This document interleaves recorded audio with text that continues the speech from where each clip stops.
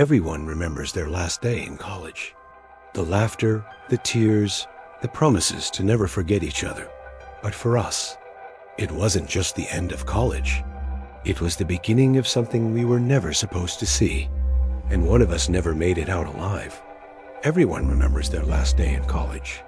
The laughter, the tears, the promises to stay in touch. But for us, it wasn't just the end of college. It was the beginning of something we were never supposed to see, and one of us never made it out alive. The final day at Riverbend College was bittersweet.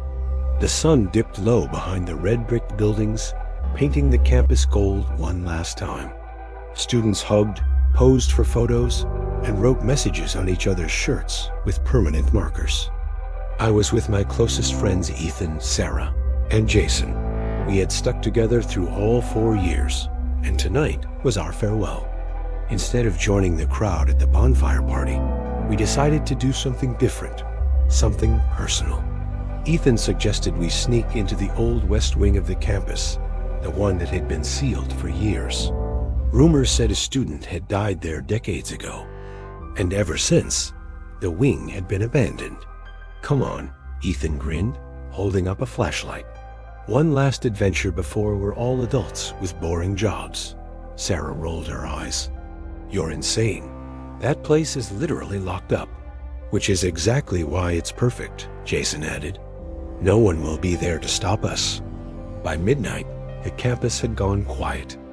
We slipped away from the dorms and crossed the courtyard toward the west wing. The massive wooden doors loomed over us, chained shut, but Jason had brought bolt cutters. With one sharp snap, the chain dropped to the ground.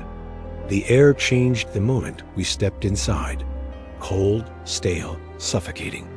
Our footsteps echoed against the dusty floors, and cobwebs clung to every corner. The smell of mold was heavy, but beneath it was something else, something metallic. "This is creepy," Sarah whispered, hugging herself. "Why does it smell like blood?" We laughed it off nervously and pressed deeper into the corridor.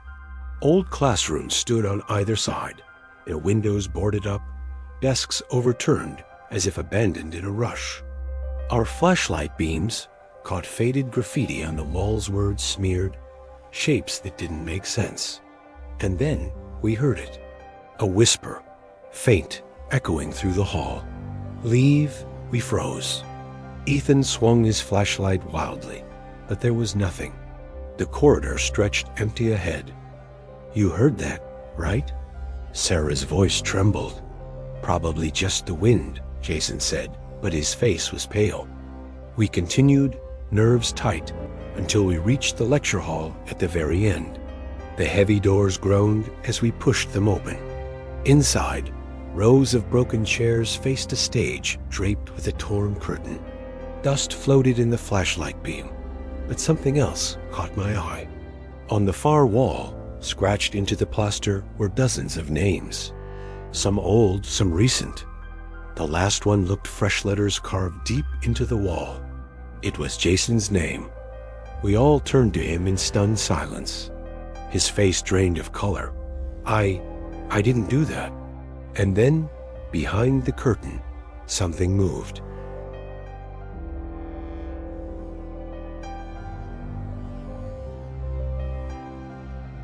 The curtain rippled as if someone had brushed past it. The 4 of us froze, our breaths held in unison.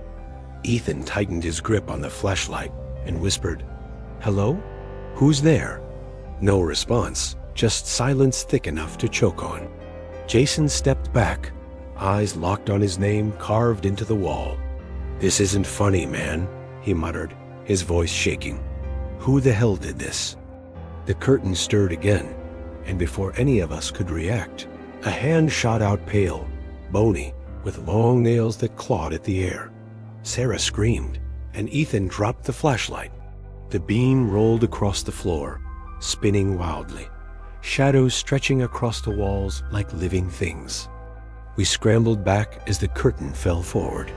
Nothing was behind it, just empty air, but the smell that metallic tang grew stronger. I shivered as I realized it wasn't rust, it was blood. Then the whispers returned.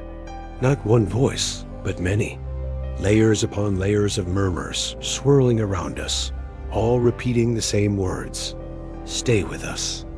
The carved names seemed to shimmer in the dim light, as if the walls themselves were alive. Jason clutched his head. They're inside my head. I can hear them. We bolted for the door, but when Ethan pulled at the handle, it wouldn't budge. The heavy wooden doors were sealed shut, as if they had grown into the frame. He rammed his shoulder into it, but it didn't move an inch. Behind us, the whispers grew louder, angry now, rushing toward us like a storm. The chairs began to rattle, legs screeching against the floor. The air turned ice cold, each breath visible in pale clouds. Then, out of the darkness, figures began to take shape. Faint silhouettes of students' faces twisted in agony, eyes hollow, mouths wide open as if screaming. They staggered toward us, reaching out with skeletal hands. Sarah clung to me, sobbing. Ethan screamed at Jason to help force the door, but Jason didn't move. He stood frozen, staring at the wall where his name was carved. The letters were bleeding now thick, dark streaks dripping down the plaster. I can't leave, Jason whispered. His voice wasn't his own anymore. They've chosen me. Before we could stop him, Jason walked back toward the stage. The shadows closed around him, swallowing his body in a whirl of black mist. His scream echoed through the hall, then cut off sharply. Silence. The door suddenly flung open, crashing against the wall. Without thinking, Ethan, Sarah, and I ran. We didn't look back, not even once. By the time we burst into the courtyard, the first light of dawn was breaking over the campus. But Jason never came out. The administration claimed later that he had disappeared, another tragic case of a student gone missing before graduation. They sealed the West Wing permanently after that, declaring it unsafe. But I know the truth. On my last visit to campus years later, I walked past those chained doors. Faintly, almost too soft to hear, a whisper drifted through the cracks.